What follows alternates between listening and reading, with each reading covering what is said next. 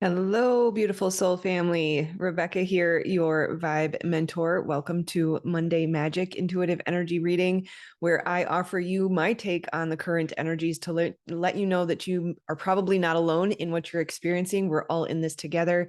And sometimes, if someone is just willing to say, hey, this is how I'm experiencing it, then it can help the rest of us remember that we're not alone and we're all in this together. So, how was your last week? Last week, it was interesting.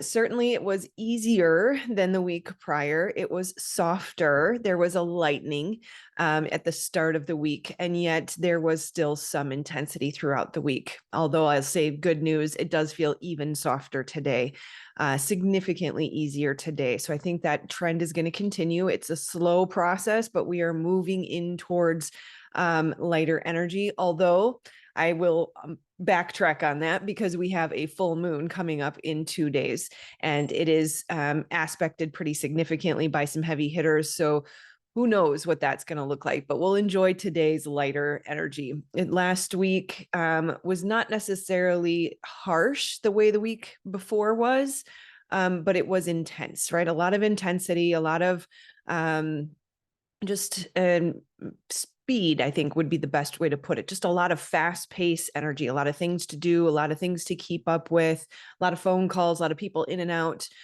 So lots of movement and activity and busyness in the mind.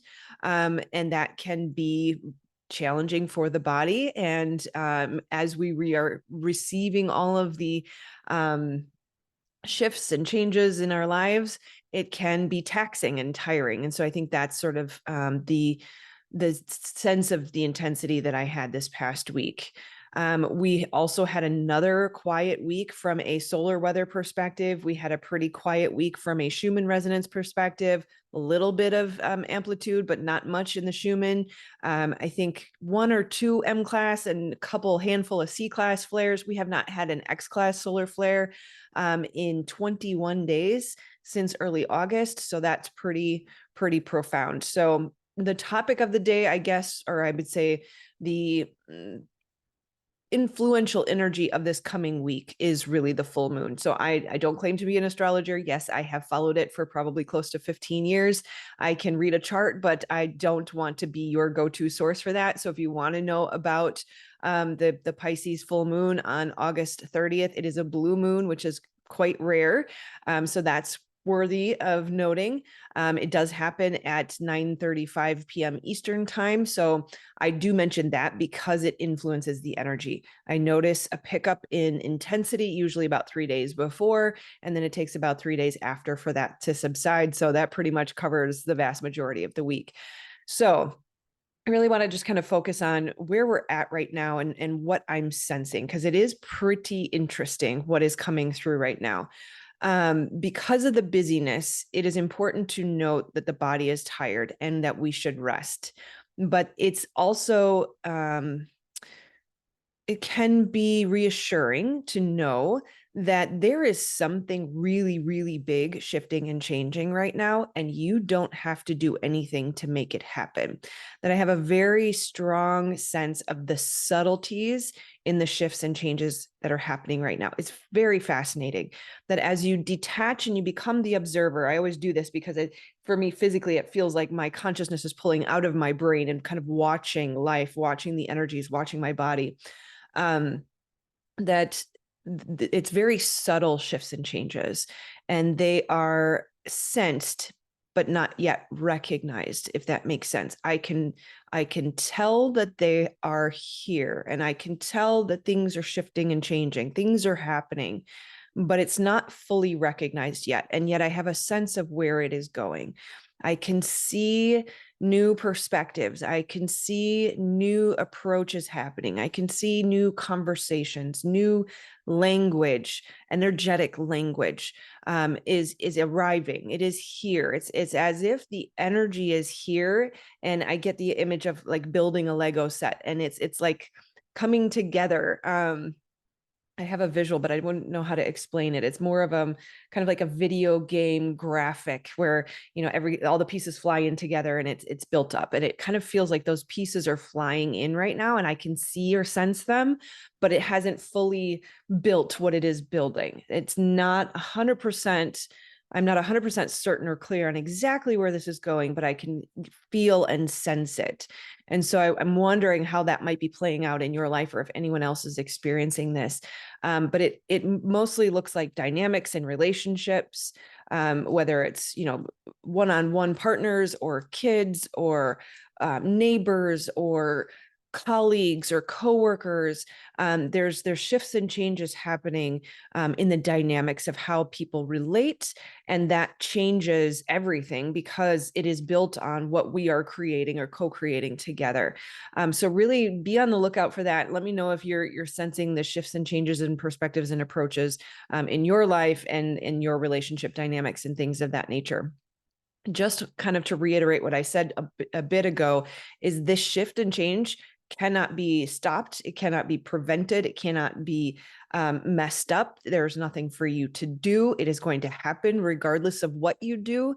And what we are asked to do is to step into self-care and rest, because all of these shifts and changes are very tiring and fatiguing for the body. So really just work on surrender, trust, allow, receive, because what is coming in is the promise that we have been given, right? There's evidence of the promise showing up now, and it may not look exactly like you thought it was going to look. So we really want to release our expectations, remembering that expectation is premeditated resentment. It basically is why you suffer, is because of those expectations, among other things. I'm going to do a video on that this week, so make sure you're subscribed, you get notified of that one. But we really just want to release expectation. We don't want to suffer any more than we have to. So we don't want to have premeditated resentment. So just whatever is showing up is perfect. It's beautiful, is better than you ever could imagine, so long as you can get your mind around that. Right? So really let go of the I, let go of the ego. Look at those self-referential thoughts, the I, me, my, right? I caught myself this morning. Oh my goodness. It was, my husband doesn't do XYZ for me, right? Double self-referential there. I was like, now look at the suffering that's going to cause, right? We really want to be careful. We want to start questioning every time you have a thought of, what about me? What about mine? What I want it to be this way. It should be that way. I don't like, right? This, I like this, or I don't like that. We really want to release all of those expectations and let go of what it's supposed to look like, and let go of how it's supposed to show up. Put down the resistance. No more. We must flow with life. And when we can do that, that's when we can start to feel the lightening and the softening. And what's interesting is when we let go of the self-referential thoughts, we let go of expectation, we step into flow and ease, we finally can feel that lightening and that softening and that expansion and that freedom, the happiness, the peace that we seek. And then we can look back at times like, say, 2 weeks ago, when they were pretty difficult, and we can recognize that we have a choice, even in those hard times, of more or less suffering, that we can choose to recognize in the midst of the hard time. There's something external coming in. We're dealing with Mars and Saturn or something like that. We can say, I know this is temporary. And it reminds me again of the visual of a person drowning or struggling or fighting with the water, and they will sink because of that. Or the person who chooses to just lie on their back and float. That we are fighting in through our resistance, through our expectations, through our suffering causing thoughts, self-referential thoughts, when we could just flow with it. Right. And so we want to recognize the external does influence us, but we control how we experience it. We control the level of suffering that we experience. And so we want to know that it's just a temporary experience. and we will step back into suffering, and we can choose, we'll step back into lightness, and we can choose to reduce our suffering by really detaching and observing the observer instead of identifying with the thought, right? So we want to, again, release expectation. There is no good, there is no bad, there is no should or shouldn't. It's not ever supposed to be a certain way other than exactly how it is, right? And we can release our suffering in those moments and know that ease will come again.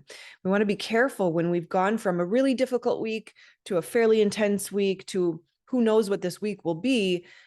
We don't want to right now in this moment. There's ease, there's stillness, there's peace, there's flow, there's softness, but we very easily could be bringing the hard with us, right? When we are attached to and we're still ruminating over what someone did yesterday or last week or 2 weeks ago, we could make suffering even in the soft moments. And so we want to be careful not to bring the hard into the ease, right? Let it be as it is.